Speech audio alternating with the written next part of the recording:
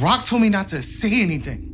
And your mom's is fucking scary. What was I supposed to do? You didn't do shit. You will be set free by the truth. Or is it going to? In Power Book 3, Raising Kanan Season 3, Episode 6, a lot of truth bombs were dropped. And as the season draws to a close, they're laying the groundwork for an incredible conclusion. Quiet hours, like this one, which was quiet only because nobody died, can be just as destructive as violent ones because they make you reflect and ask more questions. Although Power Book 3, Raising Kanan Season 3, Episode 5 was one of the greatest of the season due to Unique's unexpected and spectacular murder, this hour felt like a sign of things to come, and it had a very strong effect. Among the numerous revelations, the most significant one could have been Famous's admission that Rag had indeed hidden the revolver in Kanan's rucksack. It was inevitable that this would occur at some point, as everyone, including their mother's mother, understood that Famous could not be silent indefinitely. It's tragic for a child so young that poor Famous always seems to be on the verge of a nervous breakdown. Famous is frequently employed as comedic relief, and he excels in this capacity. After all, everyone plays a part in a friend group. However, he is not as well built as Kanan, and Kanan's life has never seemed to be the one Famous is pursuing. Like Ju, if given the chance, he'd much prefer to explore his creative side. Upon seeing him back in the booth with Lou, it was evident how exhausted he was and how much the last 6 months had taken a toll on him. He needed a friend, and I felt awful for him because he was spinning at that point. The Kanan of Power Book 3, Raising Kanan Season 1 was what he needed. There is no chance of Kanan and Famous's relationship getting back together after it dissolves. In his approach to Famous and his inclusion in the company, Kanan has been pressuring him in a way that borders on bullying. It's possible to argue that Kanan was attempting to motivate Famous to do something other than lounge about and smoke all day, but it's not as though he was pushing Famous for assistance, but rather, he was pressuring him. However, Famous's desire for vengeance did not lead him to betray Kanan. It was more a result of his inability to resist Rag's payoff and his dread of him. Though you could tell Kanan was hurt, and he did lash out by kicking Famous out, perhaps the scariest reaction of all was that he internalized it. I was expecting him to be furious when he learned the truth. Considering that Shannon Burke and Unique have already had to face the consequences this season, my concerns for Famous's safety are growing. He was ejected from his own residence by Kanan, and I worry that Famous may finally feel no guilt and commit an offense. And there is an obvious winner and loser in a fight between those two. But I'm worried about more than simply being Famous. Lou is likewise on the verge of collapse, and his admission to Scrapey's mother might mean the end for him. As longtime co-captains of the He-Man Rag hating club, Lou and Kanan are justified in their extreme contempt for Rag. She has changed their lives in a number of ways, but the contrast between Kanan and Lou is vast. Rag is supposed to protect Kanan because he is a child, but in her view, protection has consisted of lying on top of lies and putting him in dangerous situations. She is now left with a son who doesn't think she is protecting him. It has also caused him to look for self-defense mechanisms. Since Lou is an adult, things are a little different for him. All the unpleasant things in his life are not Rag's fault. Rag looked up to Mom and tried to follow her lead, but as an adult, he had to make some decisions that he couldn't bear to bear alone. He must accept responsibility and acknowledge his part in the situation. Because neither of the two obstinate siblings was ready or willing to consider things from the other's point of view, their conversation proceeded approximately as expected. Rag had never faced an accusation she couldn't refute, and Lou continued to abdicate all responsibility in that particular instance. Since Lou is the one striving to improve himself and has a conscience, it's easy to root for him, but Rag is just acting and doesn't try to conceal the fact that she will do anything to protect herself. However, Lou must realize that he has control over his own life and that he must accept accountability for his deeds rather than blaming Rag for everything. He attempted to accomplish that during that exchange with Scrappy's mother, and whoa, congrats on releasing the burden that was gradually killing him. But what a tremendous mistake you just made. Being a well-known police confidant, Scrappy's mother will quickly make her way to the police station and reveal all Lou mentioned. Thus, Lou established his family while purging his soul. That wasn't his aim, since he was merely motivated by his guilt in his drunken state. But there will surely be big-time ramifications for that mistake. How much? Rag may be shedding her landlord overalls, so it may be a big deal. Although I don't believe Rag is out to kill her siblings, I am concerned about Lou in the long term. just as I am concerned about Famous, because they are picking the wrong moments to lose their minds. Regarding Rag's change in vocation, it took her almost half the season to rediscover herself and return to her area of expertise. She did try, but it was never her, and no one ever believed her anyway, so I feel bad for her. Trying to prove who you are to other people all the time is not fun.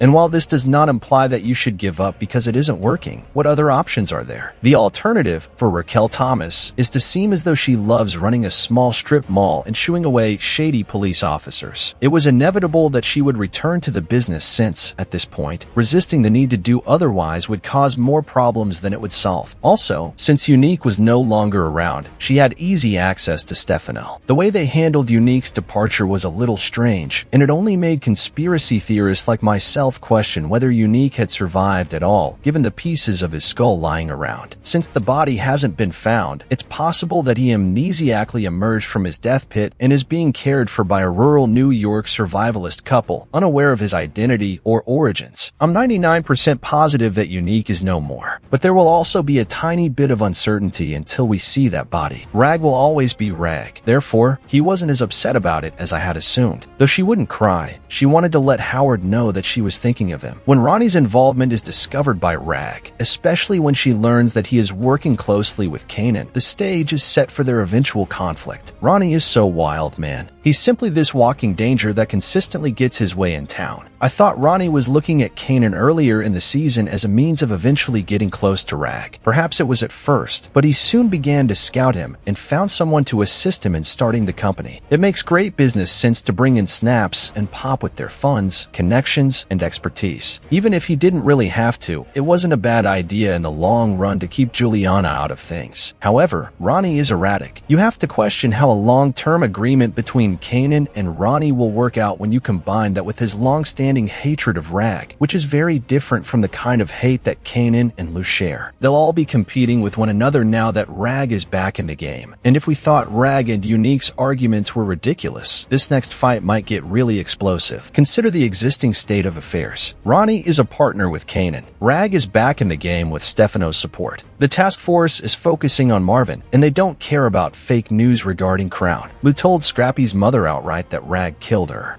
It's Scrap's gone. I'm so sorry. I'm so fucking sorry.